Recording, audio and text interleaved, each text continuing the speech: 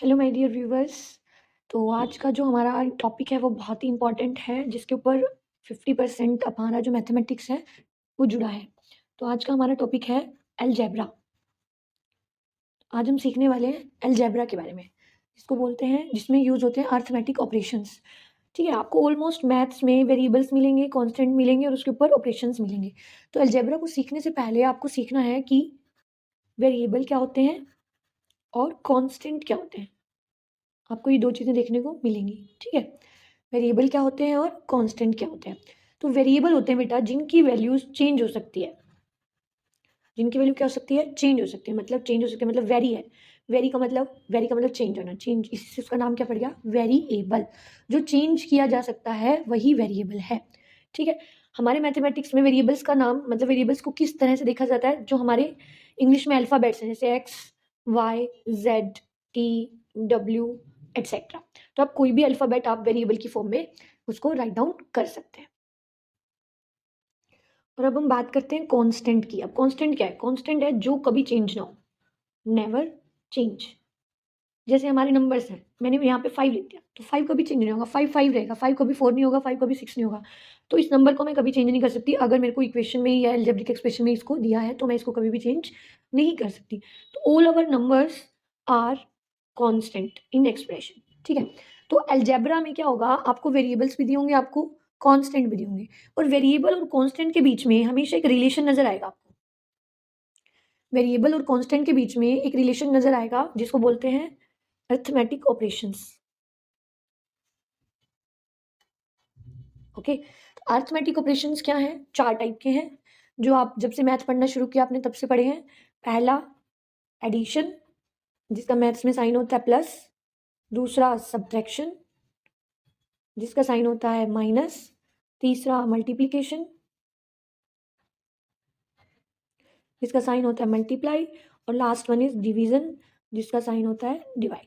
तो ये चारों ही चीज़ें आपके मैथमेटिक्स में क्या होती हैं बेटा? हमेशा ही यूज़ होती हैं। लेकिन अभी तक आप क्या कर रहे थे? अभी तक आप नंबर्स को आपस में प्लस, माइनस, मल्टीप्लाई और डिवाइड कर रहे थे। लेकिन अब उसके साथ उसका एक साथी आया है जो मैथ को एक्सप्लोर कर रहा है, जिसमें हम एक अननोन चीज़ को फाइंड कर सकते हैं with the help of variable consideration. Okay, तो वेरिएबल और कांस्टेंट के बीच में जो ऑपरेशंस हम लगाएंगे, इसकी हेल्प से हम एक वेरिएबल्स की वैल्यू को फाइंड कर सकते हैं, ठीक है? अब वो तो क्या फाइंड करेंगे वो बाद की बात है। पहले हम इनके ऑपरेशंस को बनाना सीखेंगे कि कैसे वेरिएबल और कांस्टेंट या वेरिएबल के रिलेशन को हम कैसे फाइंड आउट कर सकते हैं, ठीक है? तो सबसे पहला जो रूल मैं आपको सिखाने जा रही हूँ, addition and subtraction. Addition and subtraction of variables, कि अगर वेरिएबल्स आ जाएं तो हम उनको कैसे ऐड और सब्ट्रैक्ट करते हैं, ठीक है? तो बहुत ही इंपॉर्टेंट है, तो आपको बहुत अच्छे से समझना है इसको, कैसे हम वेरिएबल्स को ऐड और सब्ट्रैक्ट करते हैं। तो अब आप यहाँ देख सकते हैं कि मैंने कुछ रूल्स लिखे हैं, 1 2 3 4। तो ये 4 रूल्स अगर आप समझ जाते हैं तो आप इजीली वेरिएबल को प्लस और माइनस कर पाएंगे। जैसे अगर आपके क्वेश्चन में एक टर्म प्लस की है, एक टर्म माइनस की है, ठीक है? चाहिए नंबर्स में है, चाहिए वेरिएबल्स में है। मैं आपको वेरिएबल्स की भी एडिशन सिखा रही हूँ और नंबर्स की भी एडिशन सिखा रही हूँ, क्योंकि अभी तक आपने सिर्फ ये सीखा कि 5 में से 3 का 2 होता है, लेकिन आपको ये भी सीखना है कि 2 में से 5 का कितना होता है। तो ये सिर्फ आप अलजेब्रा से ही सीख पाएंगे, ठीक है? क्योंकि उसमें साइन की हमें देखना होता है कि कौन सा साइन लगेगा और कौन सा ऑपरेशन लगेगा। तो आप ध्यान से समझिएगा, स्टार्ट करने जा रहे हैं। देखिए, अगर मान लीजिए हमारी एक टर्म प्लस की है और एक टर्म माइनस की है, तो सबसे पहले जो हमारा मोटिव होगा, क्या हमें देखना है? हमें देखना है कि कौन-सा टर्म बड़ा है। जौन-सा भी टर्म बड़ा होगा, हम उसी का साइन लगा देंगे वहाँ पे। अगर प्लस का नंबर बड़ा होगा, तो यहाँ प्लस साइन आ जाएगा। अगर माइनस का नंबर बड़ा होगा, तो यहाँ पे माइनस का साइन आ जाएगा। तो मैंने यहाँ क्या लिखा? साइन हमेशा बिग का, ठीक है? वैल्यू मतलब हमारा आंसर क्या होगा? आंसर होगा कि हम प्लस और माइनस को, इनको सॉल्व कैसे करेंगे? सॉल्व करेंगे हम सब्ट्रैक्शन से, अगर एक प्लस का है और एक माइनस का है। अभी मैं इसको आपको एक एग्जांपल लेके समझाती हूँ, जिससे आपको अच्छे से क्लियर होगा। जैसे मैंने लिखा प्लस का 6 माइनस का 10। इसको बहुत ध्यान से समझेंगे। क्या लिखा मैंने? प्लस का 6 माइनस का 10। अब आप कहेंगे मैम 6 में से 10 तो माइनस नहीं हो सकता, बट अलजेब्रा में ये पॉसिबल है, ठीक है? तो हमने रूल के अकॉर्डिंग चलना है कि हमने देखना है कि बड़ा नंबर, बिग नंबर कौन सा है? बिग नंबर 10 है, तो 10 के आगे साइन देखेंगे हम। 10 के आगे साइन है माइनस, तो सबसे पहला जो हमारा आंसर होगा, हमने साइन का आंसर लिखना है कि हमारा साइन आने वाला है, it will be minus. Okay, उसके बाद आप ऑपरेशन करेंगे, मतलब वैल्यू निकालेंगे। मैंने अभी क्या लिखा? यहाँ पे क्या होना चाहिए? यहाँ पे होना चाहिए सब्ट्रैक्शन। तो सब्ट्रैक्शन होगा तो इट मीन्स अब 6 में से 10 तो नहीं जा सकता है ना, तो हम 10 में से 6 को माइनस करेंगे, और 10 में से 6 क्या होता है, 10 में से 6 होता है 4, तो हमारा आंसर 4 नहीं आया, हमारा आंसर आया -4। ठीक है, तो एक क्वेश्चन आपके लिए आप अपनी नोटबुक में सॉल्व कीजिए, 100 - 100 + 30, इसको आप सॉल्व करके आंसर में लिखिए आपका आंसर क्या आएगा। ओके, ये आपकी प्रैक्टिस के लिए। ओके, नेक्स्ट देखते हैं हम रूल कि अगर एक टर्म माइनस की है एक टर्म प्लस की है तो उसके लिए सेम रूल है। उसके लिए आपका क्या रूल रहेगा कि साइन आपको किसका लगाना है, आपको बिग का लगाना है, और फिर से आपको क्या करना है, सब्ट्रैक्शन करना है। ठीक है बेटा, फिर से आपको क्या करना है, सब्ट्रैक्शन करना है। जैसे फॉर एग्जाम्पल मैंने अभी ऊपर एग्जाम्पल भी दिया ना आपको, -100 + 30, -100 + 30 को आप इसी रूल से सॉल्व करेंगे कि साइन देखेंगे बिग का और सब्ट्रैक्शन। आपको कोई एग्जाम्पल ही बता दूं, जैसे मैंने लिखा -30 प्लस में 10, ये आपका एग्जाम्पल हो गया। -30 + 10, आप देखेंगे कौन सा नंबर बिग है, कौन सा नंबर बिग है, इसमें नंबर बिग है 30, उसके आगे साइन क्या है, माइनस, तो इसका मतलब हमारा आंसर में जो साइन आने वाला है वो किसका आने वाला है, माइनस का। उसके बाद हम क्या करने वाले, एक प्लस का एक माइनस का, तो सब्ट्रैक्शन, तो 30 में से 10 गए 20। जब हम वैल्यू निकालने लगते हैं तब हम साइन नहीं देखेंगे क्योंकि साइन का आंसर हम लिख चुके हैं। ओके, फिर तो सिर्फ वैल्यूज निकालनी कि 30 में से 10 को आप प्लस करें या माइनस करें। अगर रूल सब्ट्रैक्शन बोलता है तो सब्ट्रैक्ट करो, अगर रूल ऐड बोलता है तो ऐड करो। ठीक है, अब थर्ड रूल क्या है, थर्ड रूल देखेंगे ध्यान से। थर्ड रूल में अगर दोनों ही टर्म माइनस की हो जाती है, मतलब लाइक टर्म्स, लाइक साइंस आ जाते हैं, मतलब एक जैसे साइन, माइनस माइनस, तो हमेशा ध्यान रखेंगे साइन का रूल सेम रहेगा कि जो नंबर बिग है उसका साइन रहेगा। उसके बाद जो हम करने वाले हैं वो करने वाले ऐड, उन दोनों नंबर्स को हम क्या कर देंगे, ऐड। ये कब होगा ऐड, जब दोनों टर्म्स माइनस की होंगी। ठीक है, फॉर एग्जाम्पल के तौर पर मैं लेती हूँ -5 -7। ठीक है, तो मैंने एक ही चीज बताई आपको, साइन पहले साइन लगाना फिर वैल्यू। आप लोग सबसे पहले क्या करते हैं, वैल्यूज निकालने की सोच लेते हैं, फिर आप साइन का भूल जाते हैं, तो आपको साइन पहले याद रखना है, उसके बाद आपको वैल्यूज निकालनी है। ठीक है, तो आप देखेंगे कि इसमें क्या हो रहा है, इसमें बिग नंबर कौन सा है, इसमें बिग नंबर 7 है, 7 के आगे साइन क्या है, माइनस है, तो हम क्या लगाएंगे, सबसे पहले आंसर माइनस। उसके बाद रूल क्या है, रूल है ऐड करना है, ऐड कर दो, 5 और 7 को ऐड करके क्या आंसर आएगा बेटा, 12।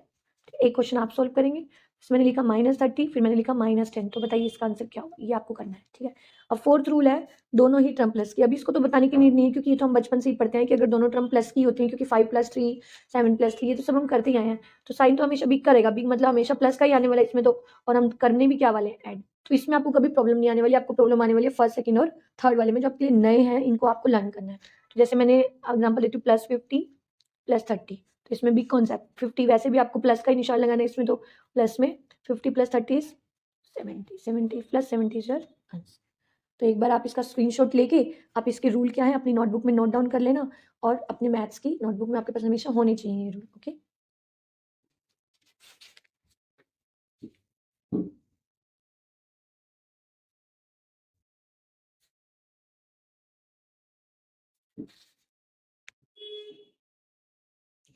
अब सेम जैसे हमने नंबर्स को ऐड और सब्ट्रैक्ट किया, अब हम वेरिएबल्स को करने वाले हैं। वेरिएबल्स का मतलब हमारे अब क्वेश्चंस में एक्स वाई कुछ वैल्यूज आएंगी, उनको हम ऐड और सब्ट्रैक्ट कैसे करेंगे, हमेशा ध्यान रखेंगे लाइक टर्म्स हमेशा ऐड और सब्ट्रैक्ट होंगी। लाइक टर्म्स का मतलब एक्स एक्स वाली टर्म ही प्लस माइनस हो सकती हैं, या वाई वाई टर्म्स वाली ही माइनस हो सकती हैं। अगर एक एक्स की है एक वाई की है, वो कभी भी ऐड और सब्ट्रैक्ट नहीं होंगी। ओके, आपको ये ध्यान में रखना है।